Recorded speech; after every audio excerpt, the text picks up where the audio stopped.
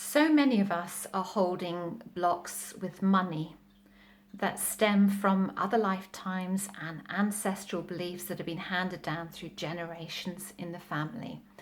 And one of them is that money is the root of all evil, very much largely based upon a rich man cannot enter the kingdom of heaven, which is written in the Bible. And I want to just dispel that belief now, very briefly with you, because it actually does create quite a block to that abundant flow of money, and we all need money to exist in this lifetime right now. So we are spiritual beings, we're having a human experience, and therefore we are all that is. When we're talking about a rich man can't enter the kingdom of heaven, we're talking about attachment to money and attachment to possessions. And we have to look at the time that this Bible was written in and the messages, the spiritual philosophies that are behind some of the things that are written in the Bible. You see, back then and still today, there are many deeds, bad deeds, evil deeds, call it what you want, that come from people in positions of power that govern a lot of money, that make a lot of difference in the world with their actions. But it isn't money that's evil. It's the person that's using the money for the act that they're using it for. So let's just get that one straight first of all, that money is just an exchange mechanism. It's neither here nor there. It's no different from centuries ago when we traded with pots and we traded with our tools and pots and food, and we exchanged. It's no different. Money came in just more as a universal exchange mechanism because that's all it is. And there's nothing evil, nothing bad about money except for the beliefs that we put upon it. Money, like everything else in this world, is love. It's love because everything in this world is love. It's just an exchange mechanism. It's neither good nor bad.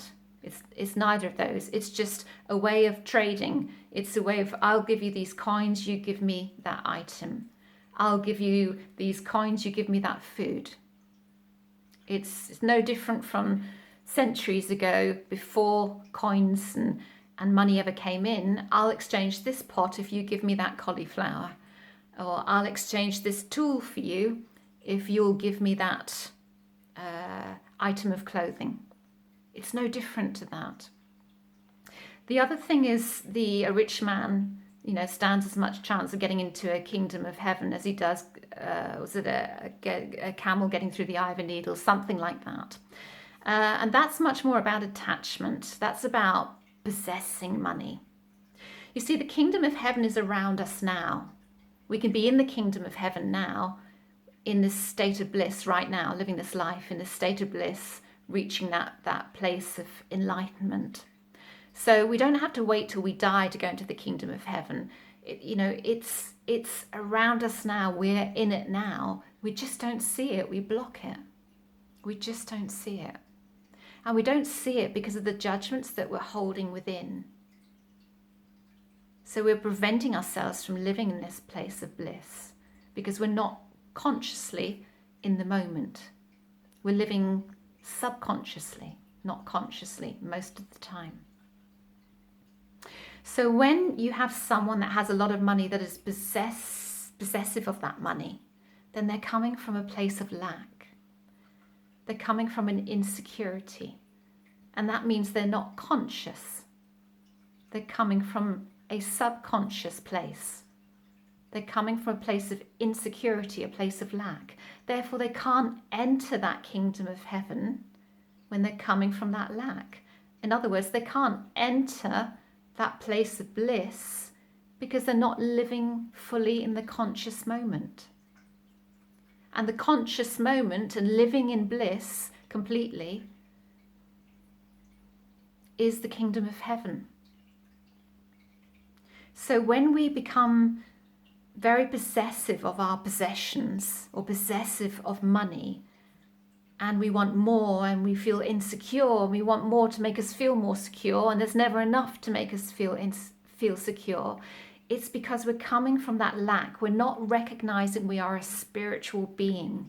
And a spiritual being, if we recognized 100% we are a spiritual being, we wouldn't be coming from any lack, because we are all that is. We are all that is. As we live consciously, fully, so we live abundantly.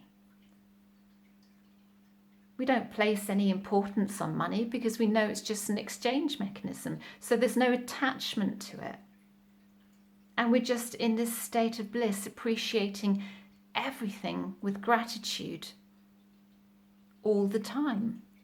And that's the kingdom of heaven, to be in that state of bliss, to be so filled with vibrancy and bliss, with love and life. That is the kingdom of heaven. So if we're attached to something like money or possessions or anything else, then we're coming from separation. We're coming from the subconscious part of the mind. We're coming from other experiences that lie in our past. We're coming from fear. And therefore we won't enter that bliss with it. And that, I believe, is what that sentence is all about. So money itself, there's no evil with money. There's no badness with money. It's what you do with money that's important. And if you want lots of it, that's fine. Like everything, enjoy the technology on offer. Enjoy what money can buy you. Love it completely, but don't get attached to it. Love it for what it is and let it go.